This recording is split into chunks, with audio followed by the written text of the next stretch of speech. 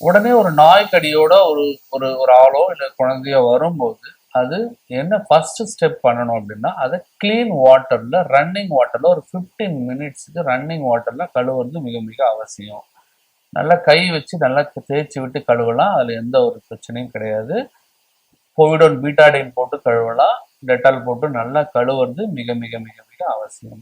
இந்த சுரண்டி வர்றதோ, அதுக்கு மேல மஞ்சள் தடவுறதோ, அதுக்கு மேல சாணி தடவுறதோ, அதுக்கு மேல வந்து திரவத்தை போட்டு தடவுறதோ முற்றிலும் அது தவறானது.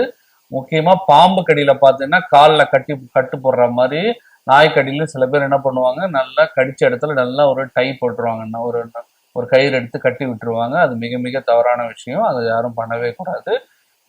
இந்த விஷயத்த ஃபர்ஸ்ட் எய்ட் மெஷரை நீங்க வீட்லயே கொடுத்துட்டு, அடுத்து 24 மணி நேரத்துக்குள்ள மருத்துவரை அணுகி, எந்த ஒரு ஆரம்ப சுகாதார நிலையமோ இல்ல மருத்துவமனையோ அணுகி, அவங்களுக்கு அந்த ஆன்டி ரேபிஸ் இம்யூனோகுளோபுலின் தேவை இருந்தா அதை நம்ம செலுத்தி, அடுத்தது கேட்டகரி 3 இல்ல கேட்டகரி 2 பேஷண்ட்ஸுக்கு முக்கியமா ஆன்டி ரேபிஸ் வேக்சினேஷன் போடணும்.